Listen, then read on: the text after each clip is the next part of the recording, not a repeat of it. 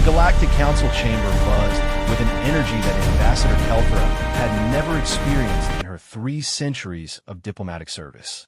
Representatives from 47 different species filled the vast amphitheater, their various forms of communication creating a symphony of clicks, whistles, telepathic waves, and traditional vocalizations. The emergency session had been called with unprecedented urgency, and the reason sat in the center of the chamber like a black hole, drawing all attention. A single data crystal, no larger than Kelthra's smallest claw, contained information that threatened to reshape everything they thought they knew about the galaxy. High Counselor Zephyran, his crystalline form refracting the chamber's light into prismatic patterns, raised his primary appendage for silence. The ancient being's voice resonated through both air and thought as he addressed the assembly. Fellow beings of the Galactic Council, we gather today to address intelligence that has been verified by no fewer than 17 independent sources across 12 systems. His pause carried the weight of millennia. We have confirmation of a new species entering our local galactic arm. They call themselves humans. A ripple of nervous energy passed through the chamber.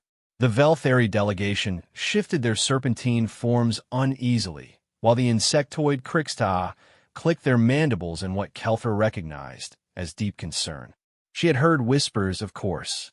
Every intelligence agency in known space had been tracking rumors for the past solar cycle about something moving through the Outer Rim territories. Ambassador Thakral of the Corvin Empire slammed his massive fist against his speaking podium. Honored Counselor, with respect, every cycle brings reports of new species making contact. Why does this one warrant an emergency session of the full council? Zephyran's form flickered, a sign of emotional disturbance that sent chills through the assembled diplomats. In all her years of service, Kelthra had never seen the High Counselor display such visible concern. Because, honored Thakral, these humans have not made contact. They have made war. The chamber erupted in chaos. Delegates began speaking simultaneously, their various forms of communication creating a cacophony that threatened to overwhelm the translation matrix. Kelthra felt her own hearts racing as she processed the implications. First contact was always a delicate process, governed by protocols that had been refined over thousands of years. The idea of a species bypassing diplomatic channels entirely was nearly incomprehensible. Order! Zephyran's voice cut through the noise like a fusion blade. There is more. Intelligence Officer Yixtel of the Reconnaissance Corps will brief you on what we know. A small, gray-skinned being stepped forward from the shadows at the chamber's edge. Intelligence Officer Yixtel was a Nethki, a species renowned for their analytical capabilities and emotional detachment. If a Nethki showed concern about anything, the situation was far worse than anyone imagined. Honored delegates, Yixtel began, his voice carrying an odd tremor that seemed out of place for his species. 6 solar months ago, we lost contact with the Frexlon mining collective in the Outer Rim. Initial reports suggested equipment failure or possibly a raid by the Savage Syndicate. Standard investigation protocols were initiated. The being paused, consulting a device that projected holographic data above the chamber center. A star map appeared, showing the affected systems marked in pulsing red. What we discovered defied all expectations. The Frexlon system was not abandoned. It was conquered. Every mining station, every orbital platform, every ship in the system had been systematically destroyed or captured. But it was not the destruction that concerned our investigators. It was the method. The holographic display shifted, showing twisted metal wreckage floating in space. Kelthra's breath caught as she examined the images. The damage patterns were unlike anything she had seen in decades of studying military technology. The attacking force used kinetic weapons exclusively. No energy shields were penetrated because none were needed. No exotic technologies were deployed because none were required. The attackers simply overpowered everything through superior tactics and overwhelming firepower. Ambassador Silthex of the Harmony Collective's melodic voice rose above the murmurs. Honored Yixtel, Kinetic weapons have not been used in galactic warfare for over 2,000 years. Surely any species capable of interstellar travel would have developed more sophisticated armaments. Yixtel's expression, if it could be called an expression, somehow managed to convey both confusion and fear. That is precisely what we thought.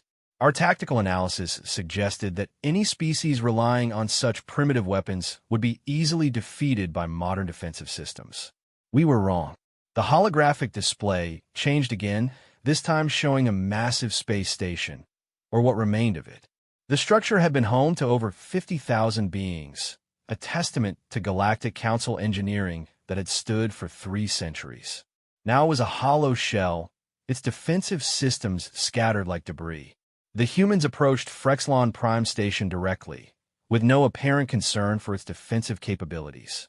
The station's commander, Admiral Rex Tunn, was a veteran of the Void Wars with over 2 centuries of tactical experience.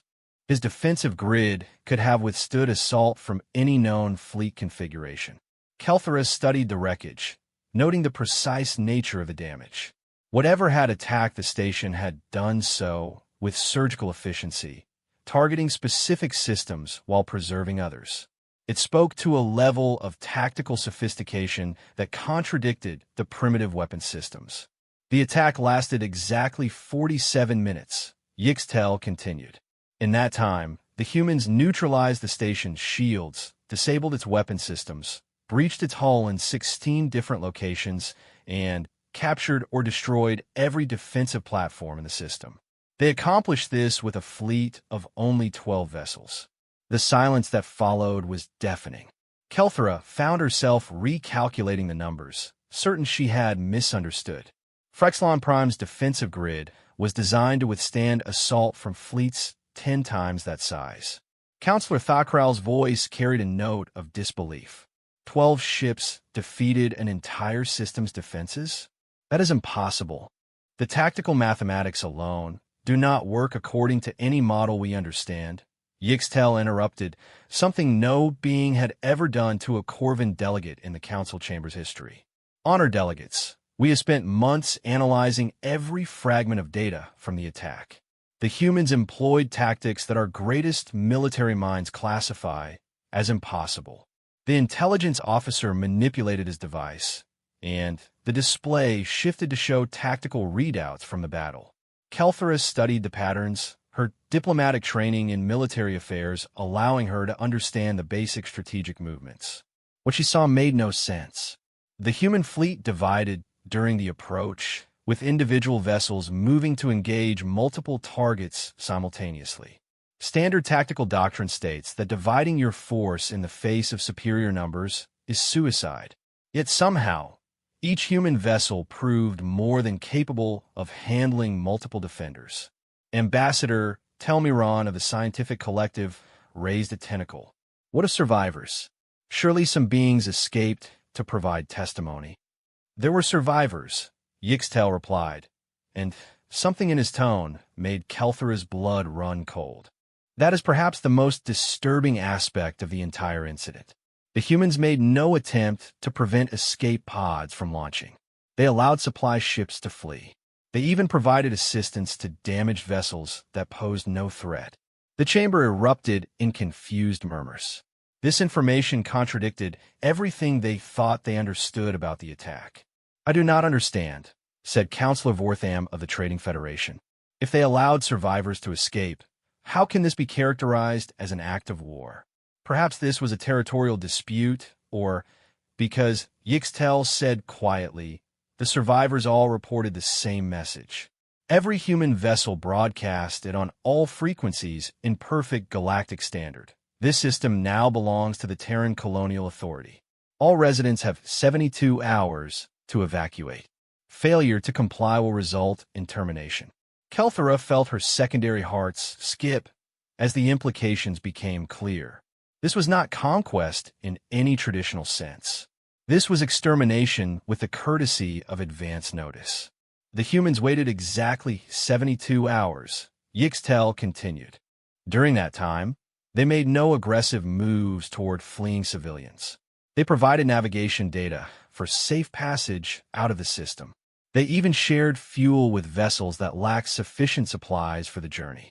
The intelligence officer paused, consulting his device once more. Then, when the deadline expired, they systematically destroyed every structure in the system that remained occupied. Every mining platform, every orbital factory, every settlement that had not been evacuated. They reduced 6 inhabited worlds to lifeless rocks in the span of 18 hours. The silence that followed felt suffocating. Kelthera struggled to process what she was hearing. The systematic nature of the destruction, combined with the courteous treatment of refugees, painted a picture of a species unlike anything the galaxy had encountered. High Counselor Zephyran's form had darkened to an almost black transparency. The Frexlon incident was not an isolated event. In the 6 months since, we have received reports of similar actions in 8 other systems. Each follows the same pattern: overwhelming tactical superiority, minimal casualties among non-combatants, total destruction of infrastructure, and expansion of what they call the Terran Colonial Authority. Ambassador Krita of the Merchant Guild's voice carried a tremor. What do they want? Every species seeks something: resources, territory, knowledge, influence. What drives these humans? We do not know, Zephyran admitted. Every attempt at communication has been met with the same response. The Terran Colonial Authority does not recognize any claims to territory within its designated expansion zone. All non-human presence in these areas must cease within the specified time frame. Kelthera raised her speaking appendage. Honored Counselor, what of our standard first contact protocols? Surely if we approach them through proper diplomatic channels. Ambassador Kelthera, Zephyran interrupted gently. We have tried. 7 different diplomatic missions have been dispatched using every known form of peaceful contact protocol. None have returned. We have recovered wreckage suggesting that the missions were destroyed, but we have no data on the circumstances. The full weight of the situation began to settle over the chamber. They were facing a species that not only refused diplomatic contact, but actively eliminated it. In over 4,000 years of recorded galactic history, no species had ever behaved in such a manner. What of military action? Admiral Thokral's question echoed the thoughts of many in the chamber. Surely the combined fleets of the Council could. Could what? Yixtel interrupted again, his emotional control finally cracking slightly. Honored Admiral, in every engagement with human forces, the casualty ratios have been unprecedented. The humans consistently achieve victory margins that our computers classify as impossible. They seem to anticipate our tactics before we deploy them. They counter strategies that have never been used against them before. They fight as if they have been studying us for centuries while remaining completely unknown to us. Ambassador Velchris of the warrior clan stood, his scarred carapace gleaming under the chamber's lights. You speak of fear, intelligence officer. My people have fought every major threat this galaxy has produced. We have stood against the Void Swarms, the Crystal Legions, and the Psychic Dominion. No single species has ever. Your people were engaged at the Kethra Junction 3 days ago, Yixtel said quietly. Velchris froze mid-sentence. That information is classified at the highest levels. How do you? Because the entire engagement was monitored by our deep space reconnaissance arrays.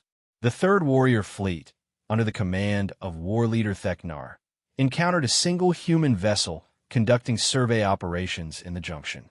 What followed was educational. The intelligence officer's device projected new images into the chamber's center. Kelthera recognized the distinctive designs of warrior clan vessels, sleek, predatory shapes designed for swift, brutal combat.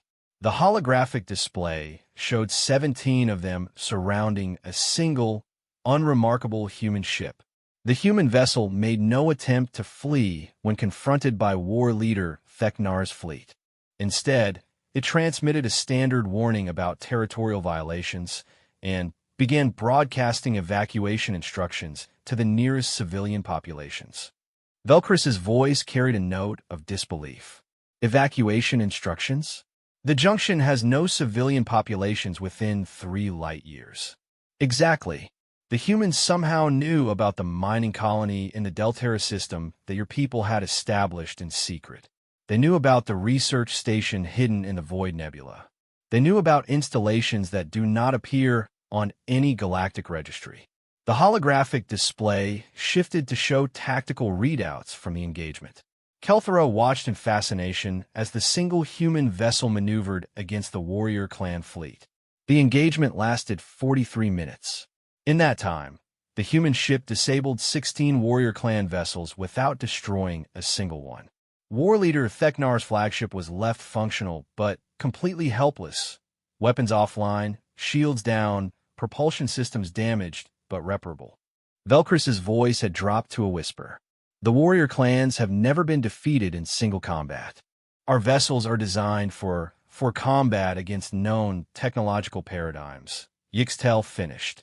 The humans use technologies and tactics that appear primitive on the surface, but prove devastatingly effective in practice. They do not rely on exotic physics or advanced energy manipulation. Instead, they have perfected the application of basic principles to a degree that makes their simple weapons more effective than our most sophisticated armaments. High Counselor Zeph Rand stepped forward. The situation is clear, honored delegates. We face a species that combines unprecedented tactical ability with technologies we do not understand, despite their apparent simplicity. They refuse diplomatic contact, eliminate all resistance, and expand their territory with mechanical precision. The High Counselor's form flickered more rapidly now, betraying emotions that Kelthera had never imagined the ancient being could feel. 3 days ago, we received a transmission from the edge of Council space. The message was simple. The Terran Colonial Authority hereby notifies all galactic civilizations that expansion operations will commence in Council-controlled space in 30 solar days. Evacuation of all non-human populations must be completed before this deadline. Failure to comply will result in the systematic removal of all non-human presence from designated territories. The chamber exploded into chaos once more, but this time no amount of calls for order could quiet the pandemonium. Kelthera sat in stunned silence as the full implications crashed over her like a tidal wave of realization. 30 days. The humans had given them 30 days to evacuate thousands of systems containing trillions of beings. The logistics alone were impossible, even if every civilization in the galaxy cooperated fully, and if they failed to meet the deadline. Kelthera thought of the images of lifeless worlds, of systematically destroyed infrastructure, of the casual efficiency with which these humans eliminated any obstacle to their expansion. She thought of the 17 warrior clan ships disabled by a single human vessel, of the Frexlon system reduced to debris and memories. For the first time in her long diplomatic career, Ambassador Kelthera began to understand what it meant to face extinction. And as she looked around the chamber at the panicked faces of representatives from every major galactic civilization, she realized that they were all beginning to understand the same terrible truth. The humans were not coming to make contact, establish trade relationships, or negotiate territorial boundaries. They were coming to take everything. And they were giving the galaxy exactly 30 days to get out of their way. Admiral Sarah Chun stood on the bridge of the TCS Determination, watching the sensor displays with the same calm focus she had maintained throughout her 20-year career in the Terran Colonial Navy. The holographic tactical display showed 43 alien vessels approaching in what their computers had identified as a standard diplomatic formation. The ships were beautiful in their alien designs, flowing organic curves, crystalline structures that refracted light in impossible patterns, and sleek predatory shapes that spoke of civilizations far older than humanity's brief venture into space. Admiral, called Lieutenant Commander Rodriguez from the communications station, we're receiving transmissions on 17 different frequencies. The translation software is identifying them as peaceful contact attempts. Chen nodded, her expression unchanging. Standard response, Commander. Inform them that the Terran Colonial Authority does not recognize territorial claims within designated expansion zones. All non-human presence in this sector must cease within 72 hours. Ma'am, Rodriguez's voice carried a note of uncertainty. These appear to be diplomatic vessels. No weapons signatures, no aggressive postures. They're following what our cultural database identifies as standard peaceful first contact protocols. The Admiral turned to face her communications officer, her dark eyes reflecting none of the doubt she could hear in his voice. Commander, are you suggesting that we deviate from colonial authority directives? No, ma'am. It's just... Rodriguez paused, clearly struggling with something. These beings are trying to talk to us. They're not threatening anyone. They're just trying to communicate. Chun walked over to the communication station, her pace measured and deliberate. Around the bridge, the rest of her crew continued their duties with practiced efficiency, but she could sense the same uncertainty that Rodriguez was voicing openly. It was a concern she had encountered before, particularly among crew members experiencing their first expansion operation. Commander, may I ask how long you've been serving with the Colonial Navy? 3 years, ma'am. And this is your first deep space assignment? Yes, ma'am. Shin nodded, understanding the source of his confusion. Commander, what do you know about the colony's ships? The question seemed to catch Rodriguez off guard. Mung? I'm not sure what you mean. The colony ships, Commander. The great vessels that carried our people to the stars when Earth could no longer sustain us. What do you know about them? Rodriguez glanced around the bridge, clearly uncertain where this line of questioning was leading. They were launched during the Great Exodus, ma'am, when Earth's resources became insufficient to support the population. That's correct, but incomplete. Chun activated her command console, bringing up historical records that most Colonial Navy personnel never saw. But as Rodriguez read deeper, he began to see the subtle patterns that made his stomach turn. The technology they shared was deliberately limited, Chun continued, designed to make us dependent on their systems, their resources, their continued goodwill. The trade agreements gave them exclusive access to Earth's rare metals, our genetic material, and, most importantly, our food production. Rodriguez stared at the display, beginning to understand. They were farming us. Not just farming, Commander. They were managing us. Every technological advancement they allowed us was calculated to increase our productivity while maintaining their control. They encouraged population growth because larger populations produced more resources. They guided our industrial development to strip Earth's resources more efficiently. The display shifted to show surveillance footage from orbital platforms, clearly alien in design, watching Earth cities, monitoring industrial output, tracking population centers with mechanical precision. The hegemony had been doing this for thousands of years, Commander. They would find young species showing technological promise, make contact under the guise of peaceful cooperation, and slowly integrate them into their resource extraction network. They were very good at it. Rodriguez's voice was barely a whisper. What happened? What always happened? After 70 years of partnership, Earth's resources were exhausted. Our oceans were acidified from industrial runoff, our soil depleted from intensive agriculture, our atmosphere poisoned from manufacturing processes that the hegemony had guided us to implement. The display showed the final years, mass starvation, environmental collapse, and the desperate construction of colony ships as humanity's only chance for survival. When we were no longer useful, the hegemony withdrew their support. No more technological assistance, no more trade agreements, no more access to galactic civilization. They left us to die on a world we had stripped bare for their benefit. Chin paused the display on an image of the last colony ship leaving Earth's dying atmosphere, its hull scarred and jury-rigged from desperate construction techniques. 12 billion people, Commander.